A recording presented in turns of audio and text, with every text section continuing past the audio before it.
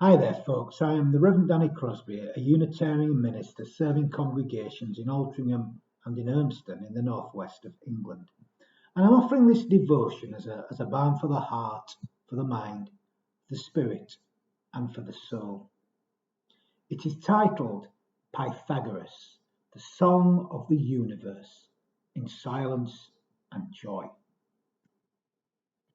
So I invite us just to still ourselves together now. Let's invite a loving presence to be here amongst us and to awaken from deep down within us all.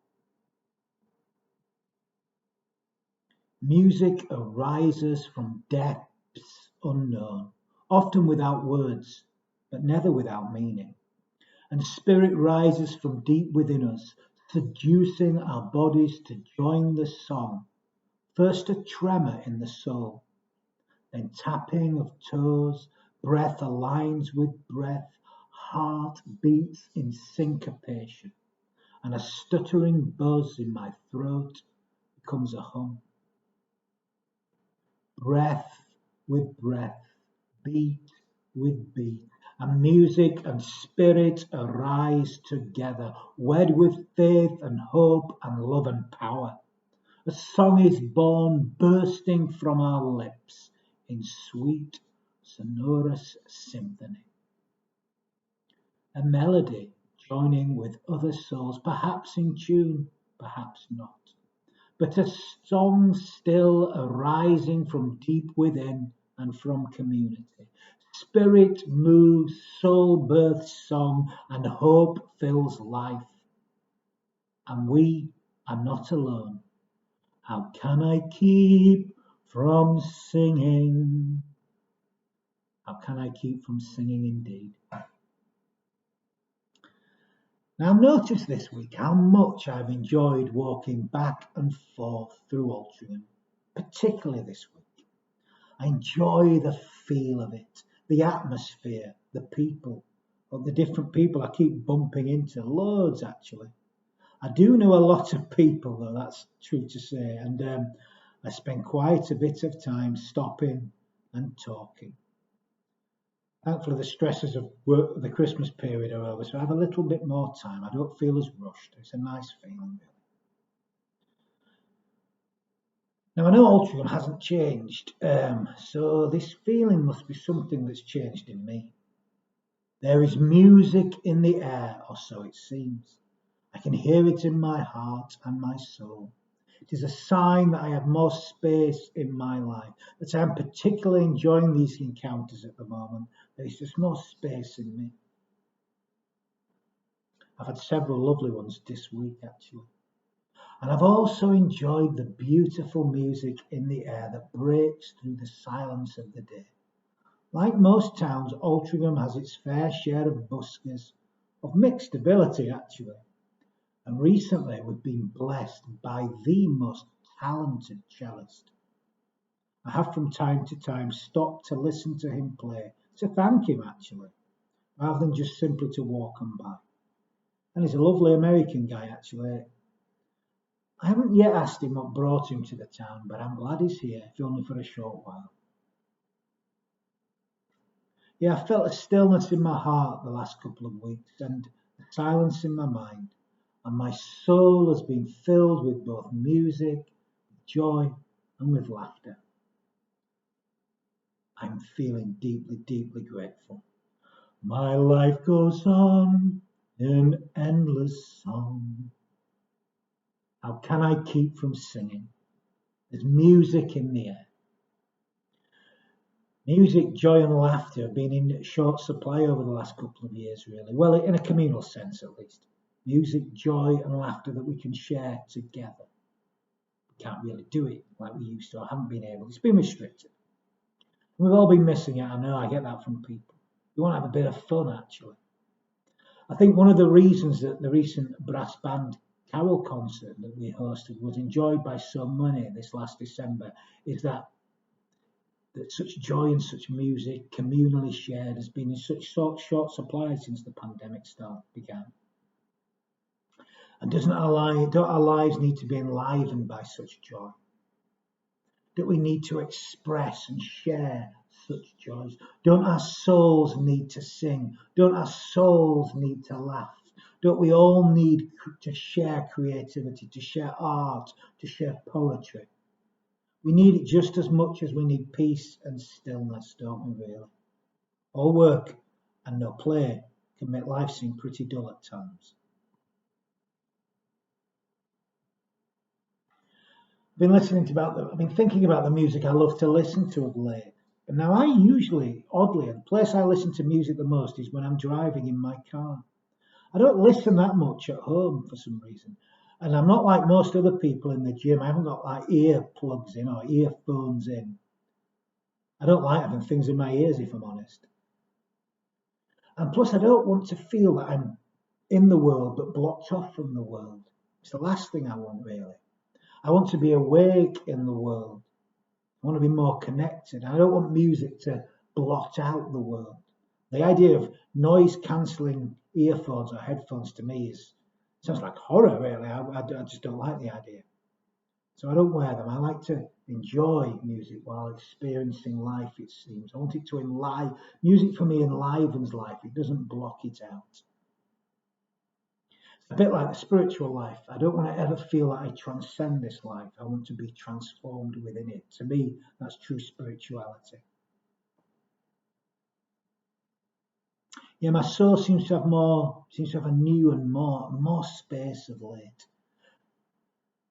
And music, of course, like much of life, is all about space, really, mainly. It's more about silence and emptiness, as it is it's not just about sound. It's created through the space that we live in. The skill is how we surround and fill the emptiness. That's the creative life, music being the core of that, really. Brings to mind a rather beautiful poem by the wonderful Rainer Maria Rilke on music.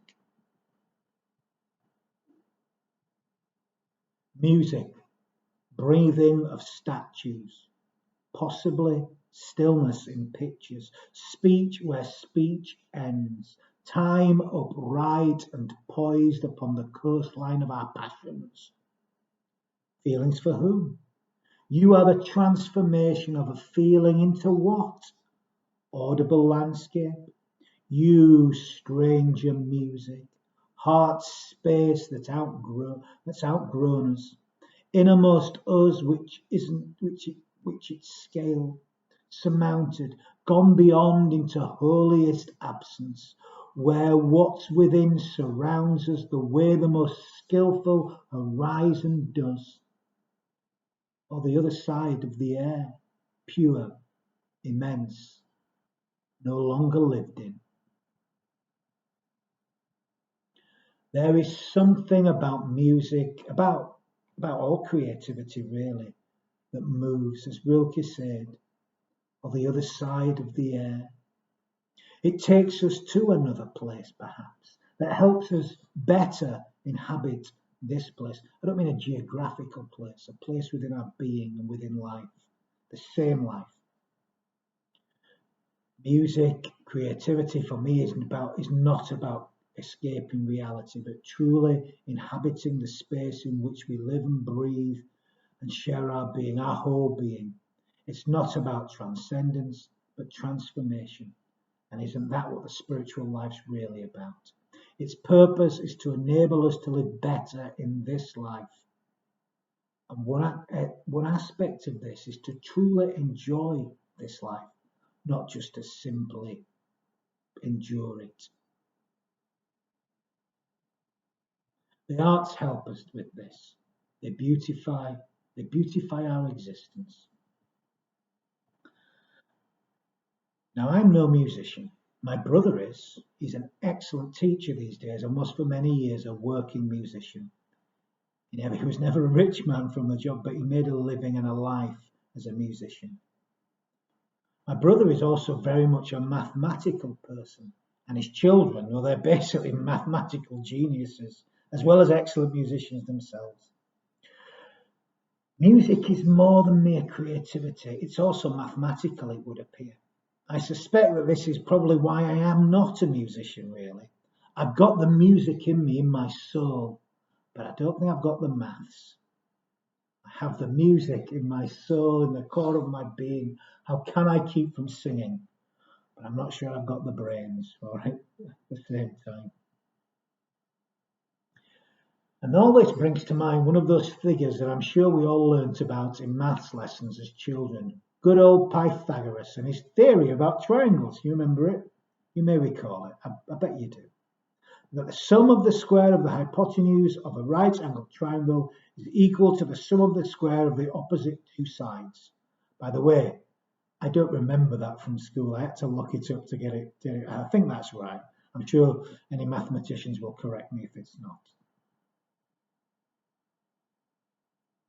Now, it's thought these days, actually, that he didn't actually originally come up with this idea, that it had been around for a few hundred years before him, dating back to ancient Babylonia.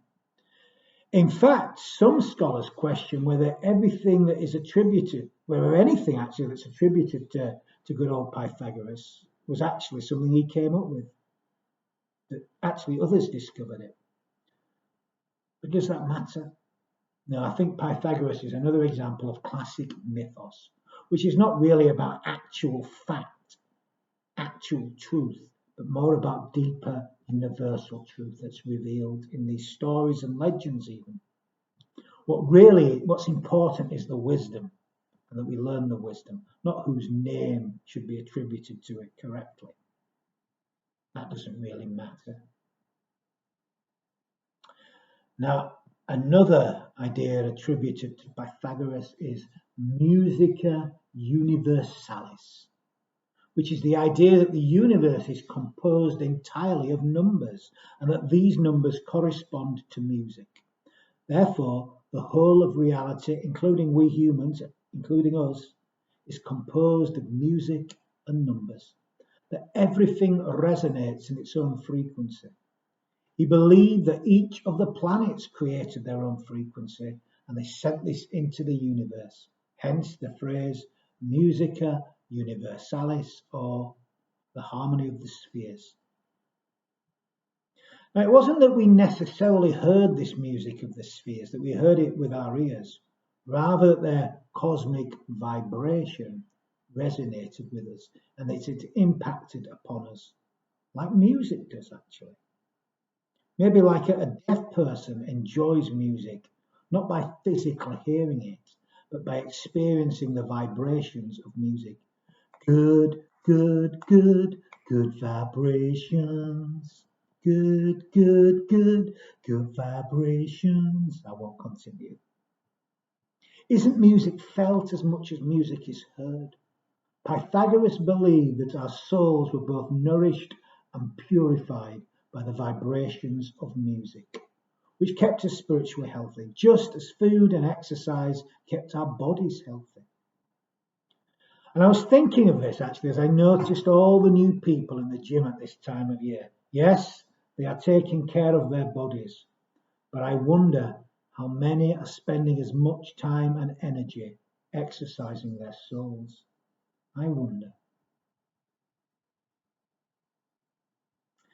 Now, there is an account by Lamblichus, I can't pronounce it actually, Lamblichus, I think is my attempt anyway, that describes how Pythagoras made his discovery about the music of the spheres. Now, no doubt the story is apocryphal, no doubt the story is classic mythos, but anyway, this is how it goes. One day, Pythagoras strolled past a blacksmith's forge and was captivated by the sound of the many hammers pounding in a pattern that suddenly sounded harmonious. He rushed into the forge and immediately began investigating the cause of the harmony. Testing the various hammers in various stroke combinations, some producing harmony, others producing discord, tested the sounds. After analysing the patterns and weighing the hammers, he discovered a simple mathematical relationship between those that produced harmony. Their masses were an exact ratio of each other, and they created this incredible harmony while played together in a certain pattern. This idea of mathematics and music, I suppose. And from this, he developed Musica Universalis. I wonder if you have the music in you, how this Musica Universalis, how that awakens in your lives, how it exercises your souls.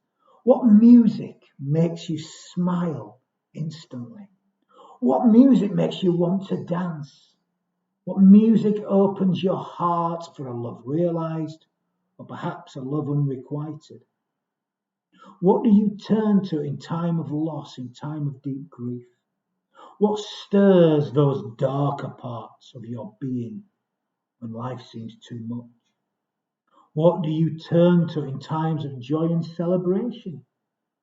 What are your redemption songs? We all have them, you know. What's your favourite overpowering noise when you need to be shaken out of something? What do you turn to when you need to return to stillness, to peace? What's the music you've got in you? You've got the music in you, haven't we all? What nourishes, purifies, restores, energizes, or perhaps even exercises your soul?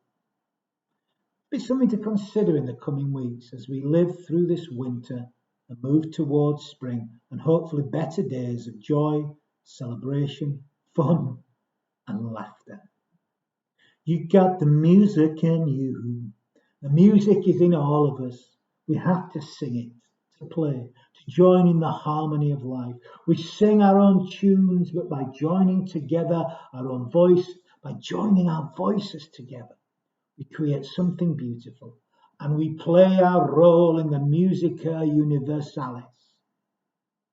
We need to express the music in us, and we need to experience the music in all of existence. We need to feel the vibrations in our being. Music is as much about silence, as it is about sound.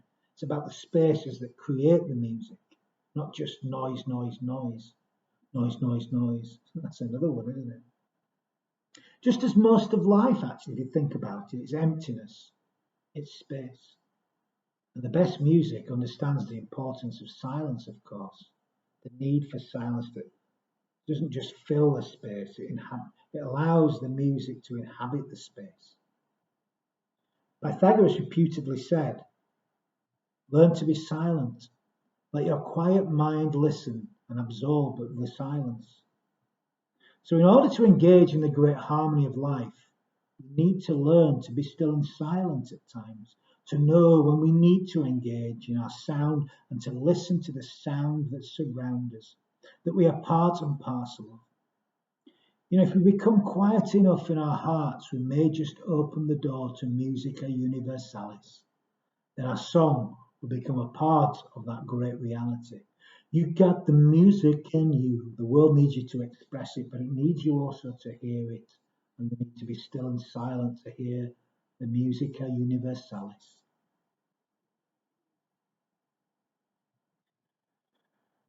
Now, one of my favourite and perhaps the most beautiful of all sounds, vibrations, musical really, is that of laughter. Something that bursts through the silence at times, doesn't it? A friend said to me the other day, recently I was coming to a place that was unfamiliar to me, and then I heard your laughter. Instantly I knew I'd be okay there. The place suddenly felt familiar and warm because I heard your laughter bursting through the silence. I felt welcome and warm. What a lovely thing to say. Parker J. Palmer claims that laughter and silence are among our most reliable guides on the magical mystery tour called life. On the surface, the two may seem to have little in common, but their kinship is so deep. Both make us vulnerable by penetrating our illusions and taking us closer to reality, grounding, renewing, and redeeming us as they do. Silence deprives us of distractions, forcing us to face the gnarly emotions that arise when we stop yammering for a while. Laughter often reflects our foibles and flaws, holding up a mirror to how ridiculous we can be. We have a name for people who trust each other enough to risk the vulnerability that comes with sharing silence and laughter. We call them soul friends. Just think about those people in your lives that you can be comfortable with, that you can be silent and you can laugh with. They're priceless, they're gemstones, all of them. They're soul friends. Like music, silence and laughter are essential to our souls. Maybe that is the music of the universe, silence and laughter. We need, well, tears too, actually, cries too. We need to renew and we need to nourish our very human being. We need these things to fully engage in the harmony of existence, to play our role and to be fully part of life. We need music, we need silence, we need laughter to engage in the divine harmony in which we play a small but vital role. We got the music in us, you know. We got the joy and we got the laughter in us too, as well as the tears. But we need silence just as much. Just as life needs space, our task is to inhabit the space. So we need to be silent to truly hear the music or to truly feel the music of the universe. We need stillness and we need silence to hear it and to feel it in our hearts. So my message to you is, come and join with me in the Musica Universalis. Let us join together in the divine harmony. And let's sing the joy of living, we sing the mystery. My life goes on in endless song. How can I keep from singing? Let's join in the divine harmony, the Musica Universalis. But we need to be still and silent enough to do so. Amen. So I'm going to end with some final words of blessing. You know, we can all bless. We bless by giving our whole selves to life.